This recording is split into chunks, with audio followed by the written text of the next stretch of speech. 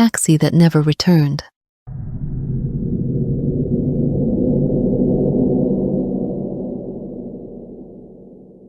I've always believed that stories are stitched into the land. That's why I started the Timisoara horror stories. At first it was just a small corner of my website, a side project, an indulgence. I'd share eerie tales from Romania's forgotten villages, stories my grandmother once whispered to me when the wolves howled outside. People liked them. Then they devoured them. My voice, my words, my shadows became an empire of clicks and views. Horror was currency, and I was rich. But nothing, not even the stories I wrote, prepared me for the night I stepped into that taxi. It was late, past midnight, pushing 2 in the morning. My heels clicked against the empty pavement like a metronome marking time for something I couldn't yet hear. I'd just finished a collaboration shoot with another influencer downtown, and though the city was quieter at that hour, it still felt restless, like something breathing beneath the asphalt. I called for a taxi. The app told me he'd arrive in 3 minutes. When the car stopped in front of me, I hesitated. The headlights were too bright, almost accusing, and the driver didn't lean out to greet me. I only saw a silhouette, a man, head lowered, wearing a dark cap pulled down over his brow. The door unlocked with a sharp click. "Good evening," I murmured as I slid into the back seat, careful to keep my tone polite. His only reply was a grunt and a small nod. The smell hit me instantly. Metallic, acrid, like old coins pressed against sweaty palms, or worse, like fresh blood on rusted iron.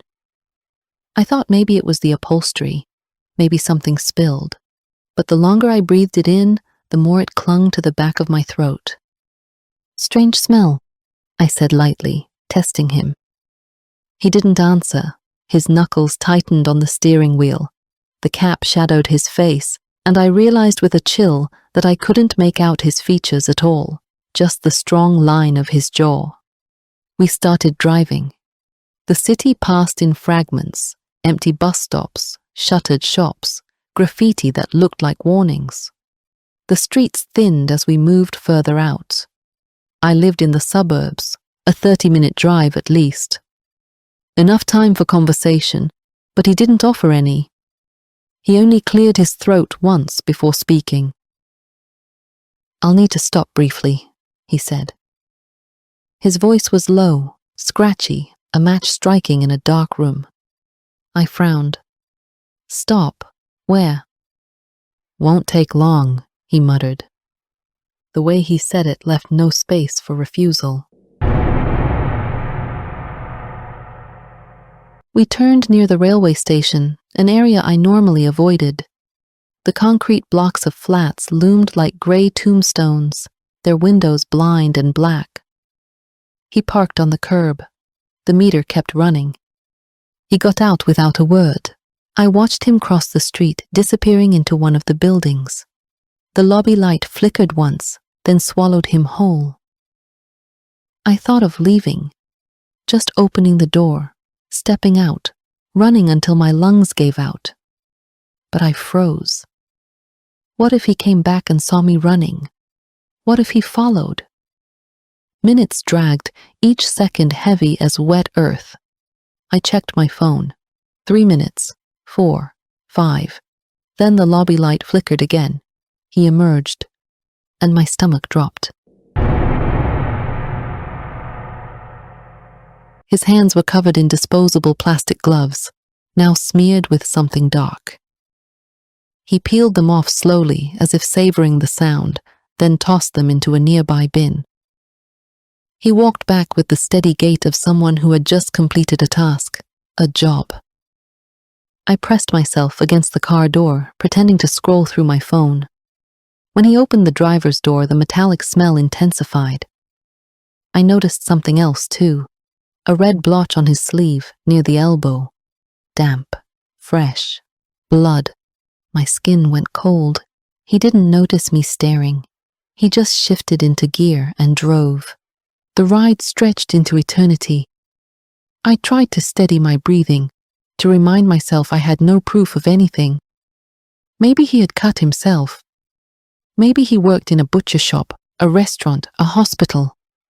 My rational mind clawed at explanations, desperate for them. But the metallic tang told me otherwise. We didn't speak again.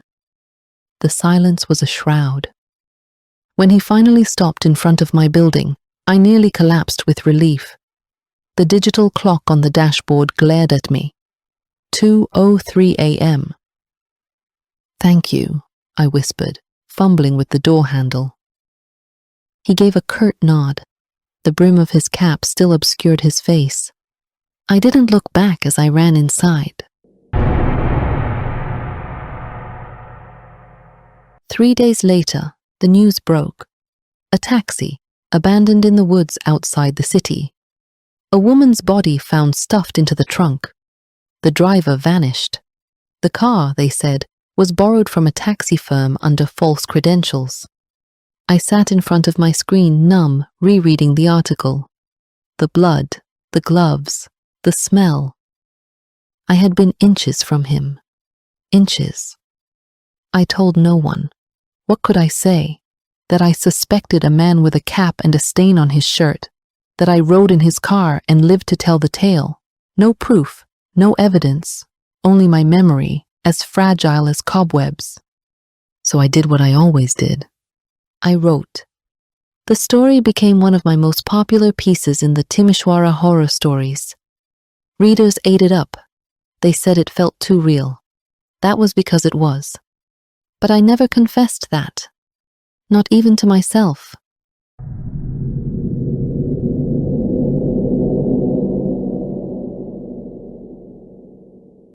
Years passed. My following grew. The series turned into a collection, then a book, then a bestseller. Horror became my brand, my legacy. I moved to Vienna, where my name was printed in glossy magazines, where my voice echoed in theaters during book readings. And yet, some nights, when the wind brushed through the streets just right, I swore I could still smell that metallic tang. It happened on a winter night in Vienna. I'd been at a party, publishers, critics, other writers. The kind of glittering event where laughter felt rehearsed. By the time I slipped outside, snow had begun to fall, settling like ash on the city's quiet bones. I called for a taxi. The car pulled up within minutes. The same model, the same dull color. I hesitated. The back door unlocked. The driver wore a cap. My heart skipped. No, I told myself. Don't be ridiculous. Caps are common. Drivers are anonymous. I slid inside. The smell hit me. Metallic. My pulse thundered in my ears. We drove. The streets blurred. His hands on the wheel looked too familiar. The silence was the same oppressive weight as before. I couldn't breathe. When we reached my apartment, I fumbled for money, desperate to leave. My fingers shook so badly the bills nearly tore. That's when he turned and smiled. His teeth were too wide, too yellow, stretching across his face like a wound. His eyes gleamed from beneath the cap, finally visible, and they locked on mine with recognition. Then he spoke. His voice was the same match-strike rasp I had heard years ago. Do the Timisoara horror stories still keep you awake at night? I wanted to scream, to run, to claw myself out of the car, but I couldn't move. The horror wasn't on the page anymore. It was alive, and it had found me.